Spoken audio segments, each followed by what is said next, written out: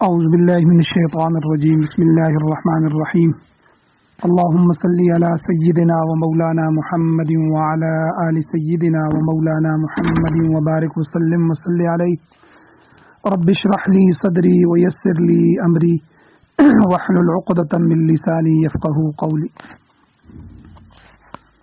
ومن آیاتہ، اور اس اللہ جل شانہ کی قدرت کی نشانیوں میں سے ہے کہ ان خلقکم من تراب، کہ اس اللہ نے تمہیں مٹی سے پیدا کیا، ثم اذا انتم، پھر جب کہ تم بشر انسان ہو کر تنتشرون، زمین میں منتشر ہو، تم انسان ہو کر زمین میں پھیل گئے ہو، منتشر ہو گئے ہو۔ ومن آیاتہ، اور اس اللہ جل شانہ کی قدرت کی نشانیوں میں سے یہ بھی ہے کہ ان خلق لکم من انفسکم، کہ اس اللہ نے تمہارے نفسوں سے ہی تمہارے لیے پیدا کیے ہیں ازواجن، جوڑے جوڑے، لتسکنوا الیہا، تاکہ تم ان کے پاس سکون حاصل کرو، وجعل بینکم مودۃ ورحمہ، اور بنائی ہے اس اللہ نے تمہارے درمیان دوستی اور مہربانی۔ ان فی ذالک، بے شک ان باتوں میں، لآیات، البتہ نشانیاں ہیں، لقوم یتفکرون، ان لوگوں کے لیے، اس قوم کے لیے جو غور و فکر کرتے ہیں۔ ومن آیاتہ، اور اس اللہ جل شانہ کی قدرت کی نشانیوں میں سے یہ بھی ہے، خلق السماوات والارض، آسمانوں اور زمین کی تخلیق، ان کا پیدا کرنا، واختلاف السنتکم، اور تمہاری زبانوں کا مختلف ہونا، والوانکم، اور تمہارے رنگوں کا مختلف ہونا۔ ان فی ذالک لآیات للعالمین، بے شک اس میں نشانیاں ہیں ان لوگوں کے لیے جو علم رکھتے ہیں۔ ومن آیاتہ، اور اس اللہ جل شانہ کی قدرت کی نشانیوں میں سے یہ بھی ہے کہ منامکم، تمہارا سونا، باللیل، رات کے وقت، والنہاری، اور دن کے وقت، دن اور رات کے وقت تمہارا سونا، یہ بھی اللہ کی قدرت کی نشانیوں میں سے ہے۔ وابتغاؤکم من فضلہ، اور تمہارا اس اللہ کے فضل کو تلاش کرنا، یہ بھی اس اللہ کی قدرت کی نشانیوں میں سے۔ ان فی ذالک لآیات، اس میں البتہ نشانیاں ہیں ان لوگوں کے لیے، لقوم یسمعون، جو کہ سنتے ہیں۔ سورۃ الروم، جو کہ قرآن مجید کی 30ویں سورت ہے، اور اس کی آیت نمبر 20 سے لے کر 23 تک چند آیات آپ کے سامنے تلاوت ہوئی ہیں، آپ نے ترجمہ سماعت فرمایا۔ سب سے پہلے ربط آیات ہے کہ ان آیات کا پچھلی آیات کے ساتھ کیا تعلق ہے۔ گزشتہ آیات میں اللہ تعالی نے اہل ایمان اور کفار کا حال بیان فرمایا، اور پھر ان دونوں طبقوں کا انجام بھی بیان فرمایا کہ ایمان والے کہاں ہوں گے، فی روضۃ یحبرون، باغات میں ہوں گے، جنتوں میں ہوں گے، اور کفار کا بھی حال بیان فرمایا کہ وہ اللہ تعالیٰ کے عذاب میں ہوں گے۔ پھر اللہ نے مجرموں کی گرفتاری کے متعلق ذکر فرمایا، اور اللہ تعالیٰ کے حضور پابند سلاسل ہو کر پاؤں میں، ہاتھوں میں زنجیریں، بیڑیاں ڈالی ہوں گی، تو اس حالت میں جو ان کی پیشی ہوگی اللہ کی عدالت میں، اس کا بھی اللہ نے ذکر فرمایا۔ اور تیسری چیز اللہ تعالیٰ نے ان اوقات کا ذکر فرمایا جن میں تجدید نعمت ہوتی ہے اور اللہ کی قدرت کی نشانیاں ظاہر ہوئی ہیں۔ ان اوقات میں اللہ کی تسبیح کرنا اور اللہ تعالیٰ کی عبادت کرنا، اس کا حکم دیا گیا۔ پھر اللہ کی قدرت کا تذکرہ ہوا کہ وہ اللہ مردہ سے زندہ اور زندہ سے مردہ کو نکالتا ہے، اور اس مشاہدے کو اللہ کی قدرت کی نشانیاں اور توحید کی سب سے بڑی دلیل کے طور پر پیش کیا گیا، اور ساتھ ساتھ یہ وقوع قیامت جو ہے، قیامت کا قائم ہونا، اور باس بعد الموت کہ موت کے بعد دوبارہ اٹھنا، اس پر بھی دلیل بنتی ہے کہ جس طرح یہاں پر اللہ تعالیٰ مردہ چیز سے زندہ کو نکالتا ہے، اسی طرح قیامت کو مردہ زمین سے مردہ اجسام کو دوبارہ زندہ کر کے اپنے سامنے کھڑا کر لے گا۔ اب آج کی آیات میں بعض دیگر جو نشانات قدرت ہیں، اللہ کی قدرت کی نشانیاں ہیں، ان کا آج کے درس میں ذکر کیا گیا ہے۔ سب سے پہلے انسان کی پیدائش کا ذکر ہے۔ ارشاد ہوتا ہے، اللہ فرماتے ہیں وَمِنْ آیَاتِهِ کہ یہ اللہ تعالیٰ کی قدرت کی نشانیوں میں سے ہے کہ ان خلقکم من تراب، کہ اس اللہ نے تمہیں مٹی سے پیدا کیا، یعنی انسان کی ابتدائی تخلیق جو ہوئی ہے وہ مٹی سے ہوئی ہے، جو کہ ایک بے جان چیز ہے۔ دنیا میں اولین انسان جو آئے، سب سے پہلے انسان اور پیغمبر بھی بنائے گئے، وہ حضرت آدم علیہ السلام ہیں۔ تو آدم علیہ السلام کے متعلق اللہ تعالیٰ نے فرمایا کہ عیسیٰ علیہ السلام کی مثال آدم علیہ السلام کی مثال کی طرح ہے کہ خلقہ من تراب۔ سورہ آل عمران کی آیت نمبر 59 میں اللہ فرماتے ہیں کہ اللہ نے آپ کو مٹی سے پیدا فرمایا۔ اور یہ بات قرآن پاک میں بار بار دہرائی گئی ہے کہ اللہ تعالیٰ نے انسان کی اولین تخلیق مٹی سے کی ہے۔ ثم اذا انتم بشر تنتشرون، پھر تم انسان ہو جو زمین میں منتشر ہو جاتے ہو، یعنی تم انسان ہو، اللہ نے انسان بنایا اور پھر انسان بن کے تم زمین میں پھیل جاتے ہو۔ کوئی اس ملک کا ہے، کوئی اس ملک کا ہے، کوئی جنگلوں میں رہنے والے ہیں، کوئی کہاں ہے، پوری زمین میں انسانیت پھیل گئی۔ تو دیکھو یہ اللہ کا کمال قدرت ہے کہ کہاں حقیر مٹی ہے اور کہاں اشرف المخلوقات انسان ہے۔ تو جس طرح اللہ نے انسان کو پہلی دفعہ مٹی سے تخلیق کیا، اسی طرح وہ اللہ اسے دوبارہ بھی مٹی سے ہی اٹھائے گا۔ تو جب تم پہلی تخلیق کو تسلیم کرتے ہو تو دوبارہ زندگی کو تسلیم کرنے میں کون سا امر مانے ہے، کون سی چیز تمہارے لیے رکاوٹ ہے؟ شاعر نے ایک شعر بھی کہا کہ میرے حق میں مالک نے یہ احسان کیا، خاک ناچیز تھا سو مجھے انسان کیا، کہ اللہ نے یہ احسان فرمایا کہ ناچیز خاک اور مٹی تھا، اللہ نے مجھے اس سے اتنا لقد خلقنا الانسان فی احسن تقویم، بہترین سانچے میں، بہترین تقویم میں اللہ تعالیٰ نے مجھے انسان کی شکل دی اور اللہ نے مجھے انسانیت کے روپ میں اٹھایا اور انسان بنایا۔ تو بہرحال اللہ نے توحید، وقوع قیامت اور بعث بعد الموت پر یہ عقلی دلیل پیش کر دی ہے کہ اس میں توحید کی بھی دلیل ہے کہ اللہ جل شانہ اکیلا وحدہ لا شریک ہے، اسی نے بنایا، اس کے علاوہ کوئی نہیں ہے۔ پھر وقوع قیامت کو بھی بیان کر دیا کہ اسی طرح قیامت قائم ہوگی تو اللہ پھر زندہ کریں گے۔ بعث بعد الموت کہ موت کے بعد جو برزخ کی زندگی ہے، قبر کی زندگی ہے، حشر کی زندگی ہے، اللہ جل شانہ انسان کو پھر زندہ فرمائیں گے۔ اور انسان کو اسی لیے اشرف المخلوقات کہا گیا ہے کہ یہ اللہ کی مقرب ترین مخلوق فرشتوں سے بھی بلند تر مقام رکھتا ہے۔ اللہ تعالیٰ نے خاک میں وہ کمالات ودیت کر دیے ہیں، وہ کمالات اللہ نے خاک میں ڈال دیے ہیں جو دوسرے عناصر میں نہیں پائے جاتے۔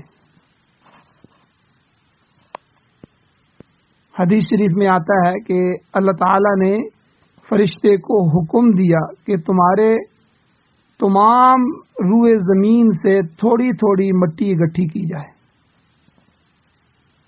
پھر اس مٹی کو جو تمام روئے زمین سے مختلف قسموں کی مٹی تھی اس کو جمع کیا گیا، تو اس مٹی کے خمیر سے آدم علیہ السلام کا جسم بنایا گیا۔ پھر اللہ نے اس میں اپنی طرف سے روح پھونکی. تو جس طرح روئے زمین کے مختلف خطوں میں کہیں کی مٹی سرخ ہے، کہیں کی مٹی سیاہ ہے، کہیں کی مٹی سخت ہے، کہیں کی مٹی بربری سی ہے، نرم ہے، تو اسی طرح اللہ نے مختلف خطوں کے لوگوں کو بھی مختلف الانواع بنایا ہے. کوئی گورا ہے، کوئی کالا ہے، کوئی سرخ ہے، کوئی زرد رنگ کے ہیں. اور اسی طرح اللہ تعالیٰ نے دنیا بھر کے انسانوں کی مختلف علاقوں کے لوگوں کی طبائع بھی مختلف، طبیعتیں بھی مختلف بنائی.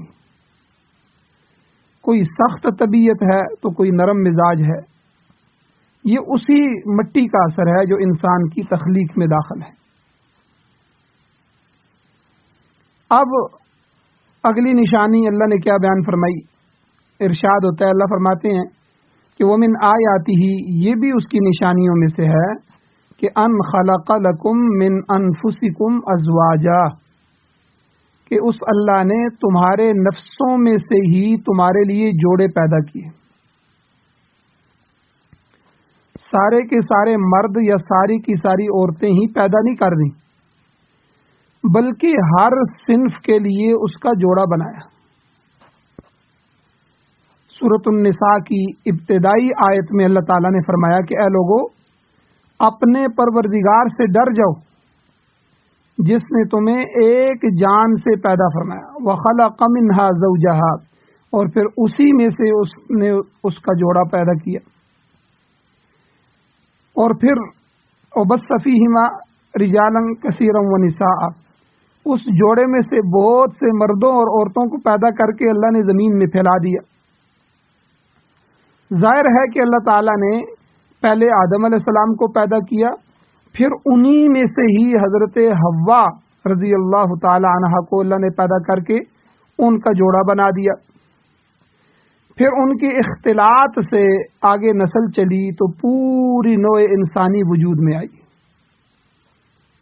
تو گویا مرد اور عورت دونوں کی جنس ایک ہی ہے، البتہ اس کی صنف الگ الگ ہے تاکہ ان کا دائرہ کار صحیح رہے اور مقصد تخلیق جو ہے وہ پورا ہوتا رہے. تو اللہ نے یہ نشانی بیان فرمائی کہ ان خلق لکم من انفسکم ازواجا، کہ تمہارے نفسوں سے ہی اللہ نے تمہارے لیے جوڑے پیدا کیے. وجہ کیا ہے، مقصد کیا ہے؟ لتسکنوا الیہا، تاکہ تم ان کے پاس سکون پکڑو. عورت اور مرد میں اللہ نے ایسی کشش رکھی ہے کہ دونوں ایک دوسرے کے لیے باعث سکون ہیں.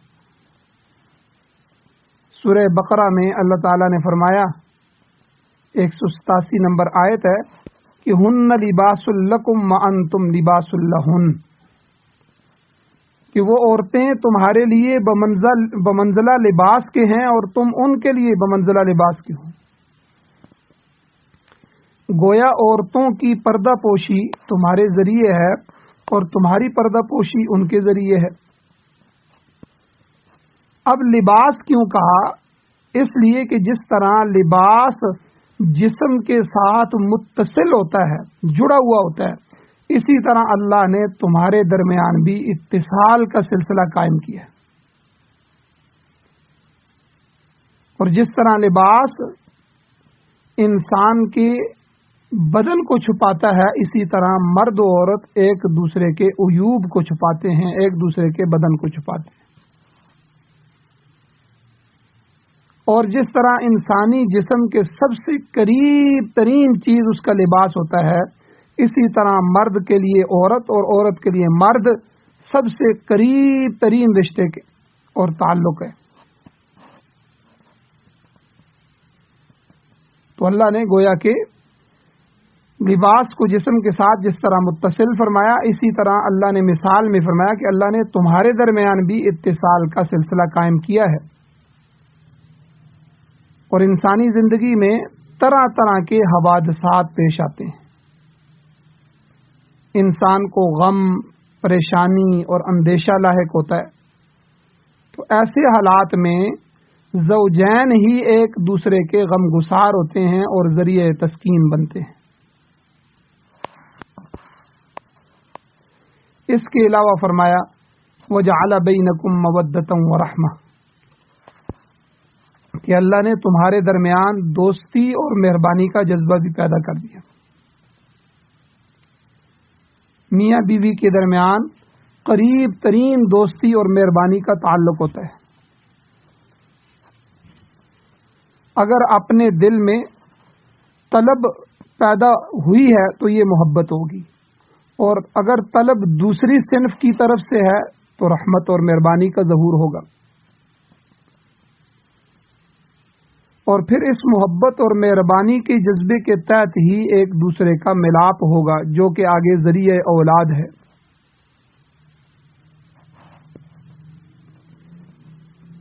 تو گویا اللہ تعالی نے زوجین کے درمیان محبت، دوستی اور رحمت کا رشتہ قائم کر کے اسے نسل انسانی کی بقا کا ذریعہ بنا دیا ہے۔ اور یاد رکھیں، آج کے معاشرے میں یہ کل جو 8 مارچ گزرا ہے، تو یہ 8 مارچ کا دن عورتوں کے حقوق کے نام سے منایا جاتا ہے۔ تو اس دن کی آڑ میں اسی تعلق کو ختم کیا جا رہا ہے کہ نکاح کے بعد جو میاں بیوی کے درمیان محبت پیدا ہوتی ہے، مودۃ و رحمہ جسے اللہ نے کہا، دوستی پیدا ہوتی ہے، رحمت کا رشتہ پیدا ہوتا ہے، اور اس سے آگے انسانی نسل چلتی ہے، اس کو ختم کیا جائے۔ اسی لیے فحاشی اور عیاشی عروج پر کی جا رہی ہے، تاکہ قبل از وقت بچے بالغ ہو جائیں، اور پھر شادیوں کو لیٹ کیا جا رہا ہے۔ پہلے 17-18 سال میں، ہر حالت میں 17-18-19 سال میں بچے کی شادی ہو جاتی تھی، اور آج جو ہے وہ بچے 22 سال، 24 سال، 26، 28، 30 سال کے بچے اور بچیاں ہو گئی ہیں، ابھی تک ان کی تعلیم مکمل نہیں ہوئی۔ اب آپ بتائیں کہ جب ان کو خواہش پیدا ہوگی، تو خواہشات نفسانیہ پیدا ہوگی، تو وہ کیا کریں گے؟ اب وہ جو صحیح رشتہ بننا چاہیے تھا، اس کی بجائے وہ غلط رشتہ قائم ہو گیا۔ تو گویا کہ یہ اللہ کی بڑی مہربانی ہے۔ یورپ میں آج سب سے بڑی مصیبت یہ ہے کہ ان کی جو خاندانی سسٹم ہے وہ سارا تباہ ہو چکا ہے۔ تو اللہ تعالیٰ نے زوجین، خاوند بیوی کے درمیان یہ رشتے پیدا کیے، محبت کے، دوستی کے، رحمت کے رشتے، اور اللہ نے اس کو نسل انسانی کی بقا کا ذریعہ بنایا۔ تو ان تمام چیزوں کے متعلق اللہ نے پھر غور و فکر کی دعوت بھی دی ہے، کہ فرمایا کہ ان فی ذلک لآیات لقوم یتفکرون، کہ اس میں غور و فکر کرنے والے لوگوں کے لیے نشانیاں ہیں۔ اللہ نے انسان کی توجہ اس کی پیدائش کی طرف دلائی ہے کہ دیکھو، ابتدائی طور پر تمہیں مٹی سے تخلیق کیا گیا، مٹی سے بنایا گیا، پھر آگے قطرہ آب سے نسل انسانی کو چلائے گا، ایک پانی کا قطرہ، اور اس قطرے آب میں بھی مٹی کا اثر موجود ہے، کیونکہ انسان کی ساری خوراک مٹی سے ہی پیدا ہوتی ہے۔ اب خوراک مٹی سے پیدا ہوئی تو خوراک میں مٹی کا اثر ہے۔ اب وہ خوراک انسان نے کھائی تو اس سے نطفہ منی پیدا ہوئی، انسان کا یہ جو قطرہ آب ہے یہ پیدا ہوا، تو گویا کہ وہ مٹی کا اثر اس میں چلا آ رہا ہے۔ اب اسی قطرے سے اللہ نے انسان بنایا۔ تو یہ اللہ کی کتنی بڑی نشانی ہے، اللہ کی قدرت کی، کہ انسان جیسی باکمال ہستی کو ایسے ناپاک قطرے سے پیدا کیا کہ اگر جسم پر یہ لگ جائے یا کپڑے کو لگ جائے تو دھوئے بغیر چارہ نہیں ہوتا، تو اسے دھونا پڑتا ہے، ورنہ وہ جسم اور کپڑا ناپاک ہو جاتا ہے۔ تو ایسے ناپاک قطرے سے باکمال ہستی اللہ نے پیدا فرمائی۔ پھر مرد و زن میں، مرد اور عورت میں محبت اور الفت کی کشش پیدا کر کے نسل انسانی کے آگے چلانے کا اللہ نے بندوبست کیا۔ ان چیزوں میں غور کرنے سے اللہ کی وحدانیت کا مسئلہ سمجھ میں آتا ہے، اور وقوع قیامت کا مسئلہ بھی سمجھ میں آ سکتا ہے۔ تو اللہ تعالیٰ نے بار بار غور و فکر کی دعوت دی ہے. سورہ محمد کی آیت نمبر 24 ہے، اس میں بھی اللہ فرماتے ہیں افلا یتدبرون القرآن ام علی قلوب اقفالها. اللہ کہتے ہیں یہ لوگ قرآن پاک میں غور کیوں نہیں کرتے؟ کیا ان کے دلوں پر تالے پڑے ہوئے ہیں؟ ام علی قلوب اقفالها، کیا ان کے دلوں پر تالے لگے ہوئے ہیں؟ قرآن کیوں نہیں پڑھتے؟ قرآن میں غور کیوں نہیں کرتے؟ قرآن میں غور کریں گے تو اللہ کی وحدانیت سمجھ آئے گی. قرآن میں غور کریں گے تو وقوع قیامت کا مسئلہ حل ہو جائے گا. قرآن میں غور کریں گے تو بعث بعد الموت کا مسئلہ سمجھ آئے گا. قرآن میں غور کریں گے تو سارے مسائل حل ہو جائیں گے. تو اللہ تعالیٰ گویا کہ غور و فکر کی دعوت بھی دے رہے ہیں اور اللہ تعالیٰ اس پر جو ہے وہ گویا کہ گلہ بھی کر رہے ہیں کہ افلا یتدبرون القرآن، کہ یہ وہ لوگ تدبر کیوں نہیں کرتے، غور و فکر کیوں نہیں کرتے قرآن میں. ام علی قلوب اقفالها، کیا ان کے دلوں میں تالے لگے ہوئے ہیں، بند ہیں دل.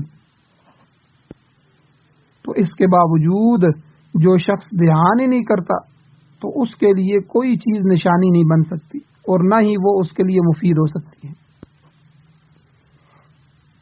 اللہ جل شانہ نے اس کے بعد اپنی قدرت کی ایک اور نشانی کا تذکرہ فرمایا، ارض و سما کی تخلیق.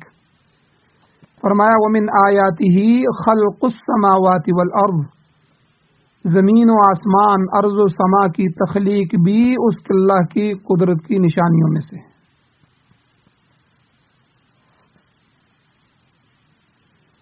اب اللہ تعالیٰ نے اتنی بڑی زمین بنائی اور آسمان بنایا اور ان کو معلق کر دیا،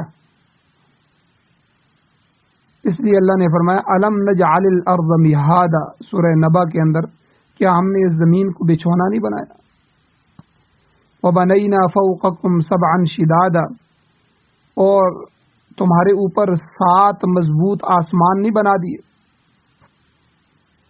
تو ہم نے تمہارے اوپر 7 آسمان بنائے ہیں. بھلا اللہ تعالیٰ کے سوا ایسا کون پیدا کر سکتا ہے؟ اس طرح کون کر سکتا ہے؟ کوئی ہے جو اس طرح تخلیق کر سکے؟ تو یہ بھی اللہ کی وحدانیت اور قدرت کی دلیل ہے. پھر آگے فرمایا کہ واختلاف السنتکم، تمہاری زبانوں کا مختلف ہونا بھی اللہ تعالیٰ کی قدرت کی نشانیوں میں سے. دنیا کے مختلف خطوں میں جو اولاد آدم ہے، آدم علیہ السلام کی اولاد ہے، ہزاروں بولیاں بولتی ہے، ہزاروں زبانیں ہیں. تو ایک محتاط اندازے کے مطابق دنیا میں کم و بیش 4000 زبانیں بولی جاتی ہیں. تو واختلاف السنتکم، تمہاری زبانوں کا اختلاف. تو یہ بھی قدرت کا جاری کردہ نظام ہے کہ جس طرح پہلی نسلیں ختم ہو جاتی ہیں، نئی نسلیں آتی رہتی ہیں، اسی طرح بعض پرانی بولیاں بھی ختم ہو جاتی ہیں اور نئی نئی زبانیں ایجاد ہوتی رہتی. ہماری اردو زبان آج سے تقریباً 850 سال پہلے دنیا میں کہیں نہیں بولی جاتی تھی. یعنی 8.5 صدیاں پہلے اردو زبان دنیا میں نہیں تھی. اسی بر صغیر کے خطے میں پاک و ہند، اور یہ جو خطہ ہمارا بر صغیر کا ہے، تو یہاں مختلف اقوام آباد تھی، تو ان کے اختلاط سے، ان کے ملنے جلنے سے اس زبان نے جنم لیا. اور اب یہ اتنی وسیع طور پر موجود ہے کہ اس میں بہت سارے علوم کے ذخیرے موجود ہیں. اور دنیا پر آپ اندازہ لگائیں، اردو زبان کی اہمیت کا اندازہ لگائیں کہ تقریباً 7.5-8 ارب آبادی ہے دنیا کی، تو 1 ارب سے زیادہ انسان کم و پیش جو ہے یہ اردو زبان بولتے ہیں. یعنی آپ اندازہ لگائیں پوری دنیا میں اگر 4000 سے زیادہ زبانیں ہوں تو 1 ارب انسان اردو بولتے ہیں اور 7 ارب زبان جو ہے وہ انسان باقی زبانیں بولتے ہیں. تو حالانکہ 8.5 صدیاں پہلے اس زبان کا وجود ہی نہیں تھا. اسی طرح انگریزی زبان، عربی زبان، فارسی زبان، اٹالین زبان، فرانسیسی زبان، جرمنی، روسی، چینی زبانیں، یہ بے شمار زبانیں، اور اسی طرح بڑی زبانوں کے علاوہ ہر علاقے کی چھوٹی چھوٹی اپنی اپنی زبانیں بھی ہیں. جیسے ہمارے ہاں مرکزی جو ہے وہ پنجابی ہے، پھر پھٹواری ہے، پھر سرائکی بھی ہے، پھر بروئی بھی ہے، کشمیری، پشتو اور بلوچی، اور اس طرح مختلف زبانیں. اسی طرح ہر ملک کی علاقائی زبانیں بھی ہیں. تو ان سب کا اگر شمار کیا جائے تو پھر وہ شمار سے باہر ہو جائیں گے.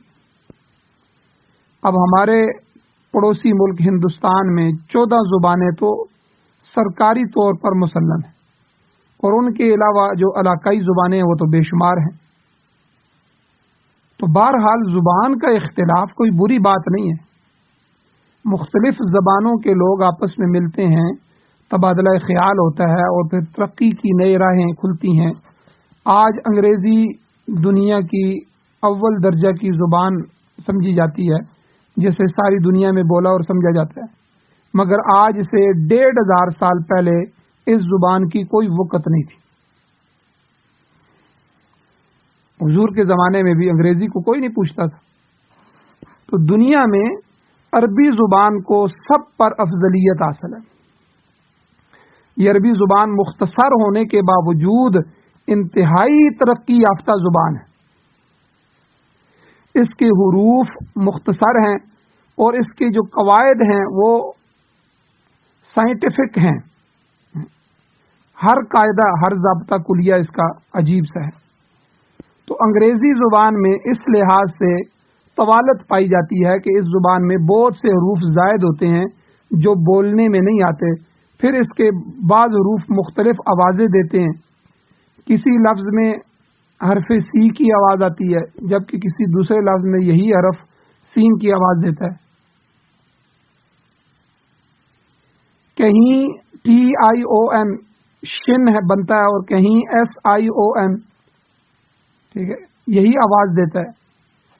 کہیں CH چے کی آواز دیتا ہے، اور کہیں یہی جو ہے وہ کاف کا جو ہے آواز دیتا ہے.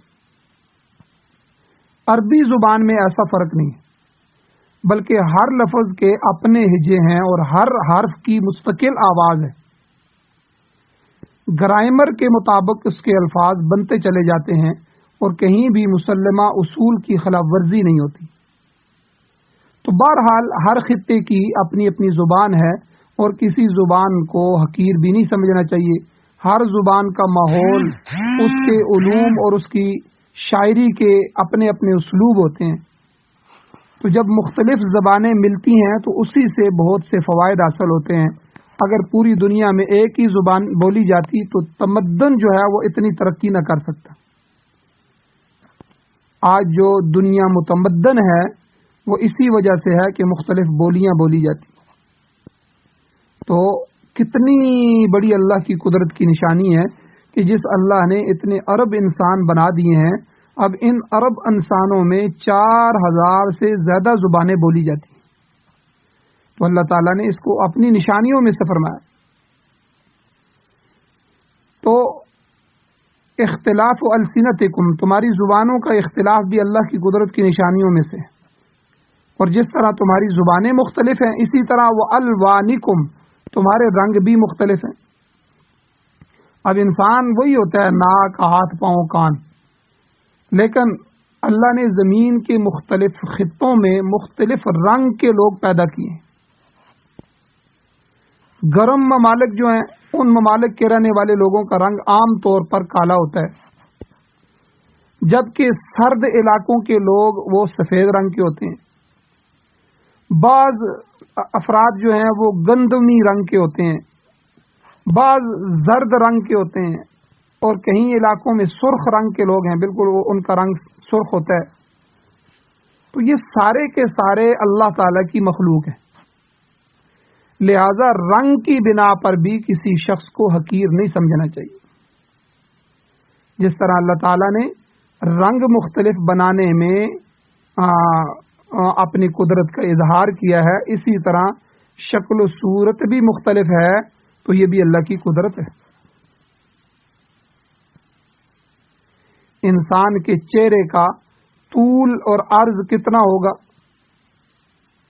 مگر آدم علیہ السلام سے لے کر قیامت تک پیدا ہونے والے اربوں لوگوں میں سے کسی ایک کی شکل و صورت بھی ہو بہو دوسرے سے نہیں ملتی۔ تو اللہ کے پاس کتنی بڑی کاریگری ہے کہ اس وقت 8 ارب تو موجود ہیں، لیکن جو مر گئے ہیں پھر آتے رہتے ہیں، خربوں لوگ جو آدم علیہ السلام سے لے کر ابھی تک پیدا ہو چکے ہیں، قیامت تک آئیں گے، تو کسی کا نقشہ دوسرے سے ہو بہو نہیں ملتا۔ تو یہ بھی اللہ کی قدرت کا بہت بڑا شاہکار ہے کہ اللہ کے پاس کتنے نمونے موجود ہیں۔ لقد خلقنا الانسان فی احسن تقویم، اللہ تعالیٰ نے انسان کو کتنے بہترین سانچے میں پیدا فرمایا۔ تو اگر کوئی انسان اپنے ہاتھ سے مختلف شکلیں، مختلف صورتیں، ان کی تصویریں بنانا چاہے تو 100 بنا لے گا، 50 بنا لے گا، تو 50، 100، 200 کے بنانے کے بعد وہ عاجز آ جائے گا کہ اب کیسی شکل بناؤں جو پہلی شکلوں سے مختلف ہو۔ مگر یہ اللہ تعالیٰ کی قدرت کی بہت بڑی نشانی ہے کہ کسی ایک انسان کی شکل بھی دوسرے سے نہیں ملتی۔ اسی طرح ہر آدمی کی آواز بھی مختلف ہے، زبانیں بھی مختلف ہیں، آواز بھی مختلف ہے۔ ہم ایک دوسرے کو بغیر دیکھے ہوئے محض آواز سے پہچان لیتے ہیں۔ کسی کی آنکھیں بند کر لیں تو آواز پہلے سے سنی ہوئی ہو تو ہم آواز سے پہچان لیتے ہیں کہ یار یہ میرا بھائی بول رہا ہے، میرا فلاں دوست بول رہا ہے، یہ فلاں شخصیت بول رہی ہے۔ اب دیکھیں اللہ نے ہر انسان کا گلا ایک جیسا بنایا ہے، مگر ہر گلے کی آواز مختلف ہے۔ یہ بھی اللہ کی قدرت کی نشانی۔ اب اربوں انسان ہیں تو اربوں انسان کے بولنے کا سٹائل الگ ہے اور ان کے گلے سے نکلنے والی آواز کا انداز الگ ہے۔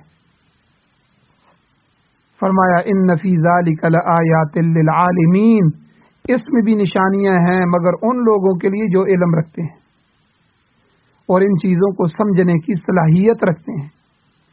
جاہل لوگ نہ تو ان کی طرف توجہ کرتے ہیں، نہ ہی قرآن پاک کی طرف توجہ کرتے ہیں، نہ قرآن پاک کو سنتے ہیں، نہ ہی وہ ان کو سمجھ سکتے ہیں، نہ ہی وہ غور و فکر کرتے ہیں۔ وہ اس کو جھنجھٹ سمجھتے ہیں، اس میں پڑھنے کی کوشش ہی نہیں کرتے۔ اب جاہل قیامت تک کے لیے جاہل ہی رہنا چاہتا ہے، تو اللہ تعالیٰ نے اس کو بھی اپنی قدرت کی نشانیوں میں ذکر فرمایا۔ اور بڑی عجیب بات ہے کہ دنیا کی ساری قومیں اپنی زبان سے محبت کرتی ہیں، اپنی زبان پر فخر کرتی ہیں۔ میں نے یورپ کے ملکوں کو دیکھا ہے کہ ان میں سے کئی ممالک ایسے ہیں کہ جو انگلش کو پسند بھی نہیں کرتے اور وہ انگلش کو سمجھتے بھی نہیں ہیں، انگلش بولتے بھی نہیں ہیں، لیکن ہم انگلش کی وجہ سے اپنی زبان کو حقیر سمجھتے ہیں۔ آپ دیکھیں غلامی کی ایک حد ہوتی ہے، ہم اتنے غلام ہو چکے ہیں کہ ہمارے ہاں سب کچھ انگلش ہی ہے، گویا کہ انگلش کو خدا بنا دیا۔ تو اللہ نے اپنے رنگ اور زبانوں کا جو اختلاف ہے اس کو بھی اپنی قدرت کا کرشمہ قرار دیا ہے اور اپنی قدرت کے اظہار کا ایک سبب بنایا۔ تو آگے اللہ تعالیٰ نے پھر ارشاد فرمایا کہ وَمِنْ آیَاتِهِ مَنَامُكُمْ بِاللَّيْلِ وَالنَّهَارِ، کہ رات اور دن کے وقت یہ جو تم نیند کرتے ہو نا، رات کے وقت سونا اور دن کے وقت قیلولہ کرنا نبی علیہ السلام کی سنت ہے۔ تو رات اور دن کے وقت تمہاری نیند بھی اللہ تعالیٰ کی قدرت کی نشانیوں میں سے ایک نشانی ہے۔ سورۃ الانعام میں اللہ تعالیٰ فرماتے ہیں کہ وَجَعَلَ اللَّيْلَ سَكَنًا، کہ اس اللہ نے رات کو سکون کا باعث بنایا ہے۔ اللہ تعالیٰ کے قائم کردہ طبی نظام کے تحت تمام انسان اور جانور رات کے وقت آرام کرتے ہیں تاکہ ان کی جو تحلیل شدہ قوتیں ہیں وہ بحال ہو جائیں۔ انسان جب سارا دن کام کرتا ہے تو اس کے اعضاء ڈھیلے ہو جاتے ہیں، اس پر تھکاوٹ غالب آ جاتی ہے، اس کی قوتیں وہ ٹوٹ جاتی ہیں، اور جو ہی رات کو وہ آرام کرتا ہے تو آرام کرنے کی وجہ سے جو تحلیل شدہ قوتیں ہوتی ہیں جو اس کی ٹوٹی ہوئی ہوتی ہیں وہ بحال ہو جاتی ہیں۔ اور وہ اگلے دن کے لیے کام کے لیے دوبارہ جو ہے وہ تر و تازہ ہو جاتا ہے، تازہ دم ہو کر وہ کام پہ جاتا ہے۔ تو دن کے وقت انسان تعلیم حاصل کرتے ہیں، کچھ انسان اپنے معاش کے لیے کاروبار میں لگ جاتے ہیں، کچھ کسی کے ہاں ملازم ہوتے ہیں تو وہاں ملازمت میں چلے جاتے ہیں، کچھ کھیتی باڑی میں چلے جاتے ہیں، کچھ محنت مزدوری کرتے ہیں۔ تاہم اگر کوئی شخص کسی اشتغال کی وجہ سے، کسی مشغولیت کی وجہ سے رات کو نہیں سو سکا تو وہ دن کو بھی سو سکتا ہے۔ تو موجودہ زمانے میں کام کاج اس قدر بڑھ چکے ہیں کہ بعض کام متواتر 24 گھنٹے کرنا پڑتے ہیں، تو اکثر مشینری بند نہیں کی جاتی، تو اس لیے شفٹیں بنا دی جاتی ہیں کہ یہ جو ہے وہ ایوننگ ہے، یہ مارننگ ہے، یہ ڈے ہے، تو 3 شفٹیں ہیں 8-8 گھنٹوں کی، تو ایک شفٹ جاتی ہے، دوسری آ جاتی ہے، وہ جاتی ہے، دوسری آ جاتی ہے، تو اس طرح پوری 24 گھنٹے مشینیں، تو اس لیے رات کا آرام بھی کئی دفعہ نہیں ہوتا۔ تو اگرچہ اب کام کا بیشتر حصہ مشینوں نے ہی سنبھال لیا ہے، مگر مشینوں کی دیکھ بھال کے لیے بھی آدمیوں کی ضرورت ہوتی ہے، لہذا کتنی صنعتیں ہیں جن میں دن رات کام ہوتا ہے۔ اور اسی طرح کئی نظام ہیں، مواصلات کا نظام ہے، یہ مواصلات کا سارا نظام یہ 24 گھنٹے کام کرتا ہے، لہذا جو لوگ اپنی ڈیوٹی رات کے وقت انجام دیتے ہیں اور پھر وہ آ کے دن کو آرام کر لیتے ہیں۔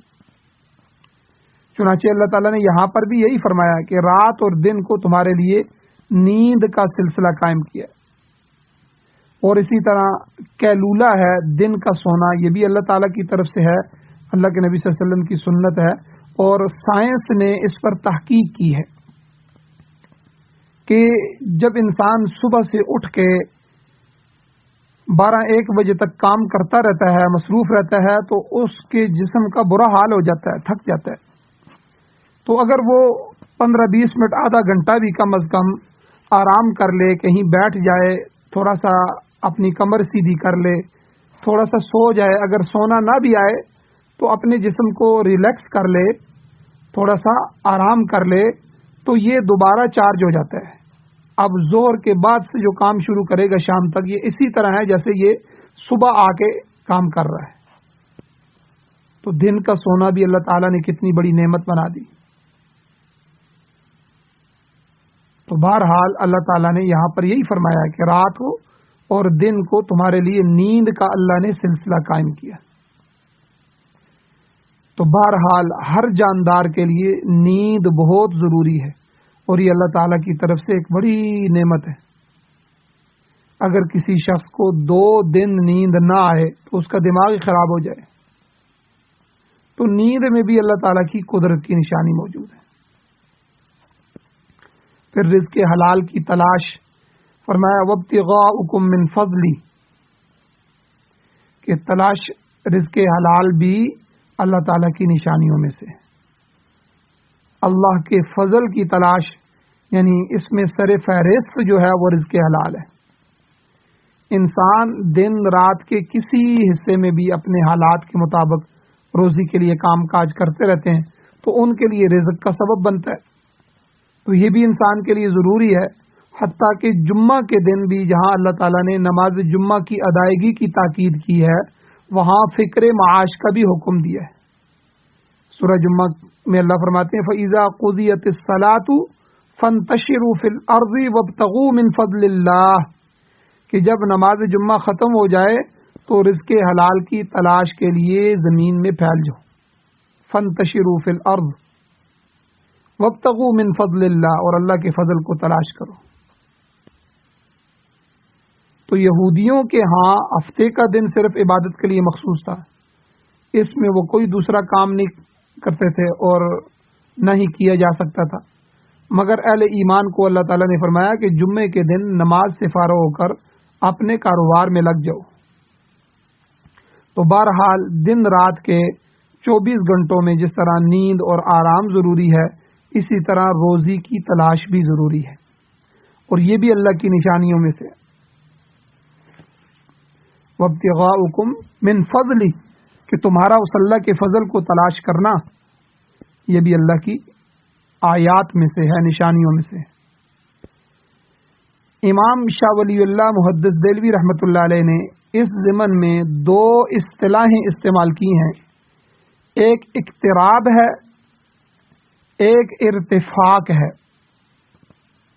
اقتراب یہ ہے کہ انسان اللہ تعالی کی عبادت اور ریاضت کر کے اس کا قرب حاصل کرے، جتنی بھی عبادتیں کرے گا، مجاہدے کرے گا، ریاضتیں کرے گا، تو اللہ کا قرب حاصل ہوگا، اللہ اسے دوست بنائیں گے، اللہ اپنے قریب کریں گے۔ اور دوسری چیز ارتفاق ہے، یعنی زندہ رہنے کے لیے ضروریات زندگی مہیا کرنا۔ تو اہل ایمان آدمی کے لیے یہ دونوں چیزیں، اقتراب اور ارتفاق، یہ دونوں ضروری ہیں۔ سورۃ الفتح میں صحابہ کرام رضی اللہ تعالیٰ عنہ اجمعین کی یہ تعریف بیان کی گئی ہے کہ یبتغون فضلا من اللہ ورضوانا، کہ وہ اللہ تعالیٰ کا فضل یعنی رزق حلال کی جستجو بھی کرتے ہیں اور اس کی خوشنودی یعنی قرب حاصل کرنے کے لیے بھی برابر تگ و دو کرتے رہتے ہیں۔ مگر ہم عام دنیا والوں کو دیکھتے ہیں کہ ان کا وتیرہ یہ ہے کہ وہ فکر معاش میں اقتراب کو بالکل ہی بھول جاتے ہیں، ارتفاق پر اتنی توجہ دیتے ہیں کہ اقتراب بالکل بھول جاتے ہیں اور آخرت سے غافل ہو جاتے ہیں۔ تو اللہ نے فرمایا ان فی ذالک لآیات لقوم یسمعون، کہ اس میں بھی ان لوگوں کے لیے نشانیاں ہیں جو سنتے ہیں۔ جس طرح آنکھیں ذرائع علم میں سے ہیں، علم کے ذریعے میں سے ہیں، اسی طرح انسان کانوں سے بھی سن کر بہت سا علم حاصل کرتا ہے۔ اگر کوئی شخص سننے سے ہی عاری ہو جائے تو کسی چیز میں غور و فکر کیسے کرے گا؟ سنے گا تو ذہن میں بیٹھے گی، پھر اس کے بعد غور و فکر کرے گا۔ اسی لیے فرمایا کہ مذکورہ چیزوں میں سننے اور غور و فکر کرنے والوں کے لیے نشانیاں موجود ہیں۔ اللہ تعالیٰ نے اپنی قدرت کی ساری نشانیاں، اکثر نشانیاں بیان فرما دی۔ اللہ تعالیٰ سے دعا ہے اللہ ہمیں عمل کی توفیق عطا فرمائے اور اللہ تعالیٰ ہماری نسلوں میں بھی دین کو پیدا فرمائے۔ وآخر دعوانا ان الحمد للہ رب العالمین۔